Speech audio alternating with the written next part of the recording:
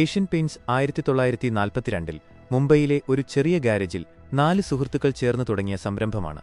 ചമ്പക്ലാൽ ചോക്സി, ചിമൻലാൽ ചോക്സി, സൂര്യകാന്ത് ദാനി, അരവിന്ദ് വക്കീൽ എന്നിവരായിരുന്നു ഈ 4 പേർ.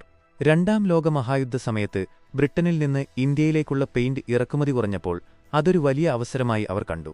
വലിയ ടിന്നുകളിൽ വിറ്റിരുന്ന പെയിന്റുകൾ ചെറിയ പാക്കറ്റുകളിലാക്കി വിതരണം ചെയ്തത് അവരുടെ വലിയ വിജയത്തിനൊരു കാരണമായി. ഇത് ഗ്രാമപ്രദേശങ്ങളിലേക്കും ചെറിയ കടകളിലേക്കും പെയിന്റ് എത്തിക്കാൻ സഹായിച്ചു.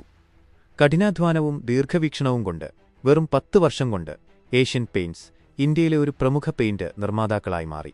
1952 ആയപ്പോഴേക്കും അവർക്ക് 23 കോടി രൂപയുടെ വിറ്റുവരവുണ്ടായി.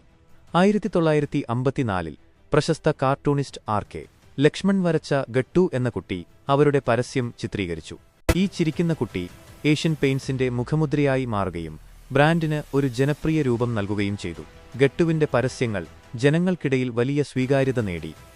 സാങ്കേതികവിദ്യയുടെ പ്രാധാന്യം തിരിച്ചറിഞ്ഞ കമ്പനി 1970-ൽ ഒരു കമ്പ്യൂട്ടർ സ്വന്തമാക്കുന്ന ഇന്ത്യയിലെ ആദ്യത്തെ സ്വകാര്യ കമ്പനിയായി മാറി. ഇത് അവരുടെ ഉൽപ്പാദനം, വിതരണം, അക്കൗണ്ടിംഗ് തുടങ്ങിയ പ്രവർത്തനങ്ങൾ കൂടുതൽ കാര്യക്ഷമമാക്കാൻ സഹായിച്ചു.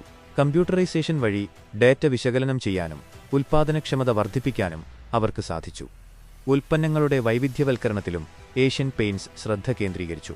പെയിന്റുകൾക്ക് പുറമെ വാട്ടർ പ്രൂഫിംഗ് ഉൽപ്പന്നങ്ങൾ, അഡ്ഹസീവുകൾ, സീലന്റുകൾ, കെട്ടിടനിർമ്മാണ രാസവസ്തുക്കൾ എന്നിവയും അവർ വിപണിയിലെത്തിച്ചു.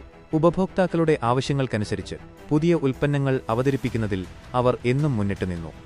ഇന്ന് ഏഷ്യൻ പെയിന്റ്സ് ഒരു ആഗോള ശക്തിയാണ്. ലോകത്തെമ്പാടുമായി അവർക്ക് 26 നിർമ്മാണ കേന്ദ്രങ്ങളുണ്ട്.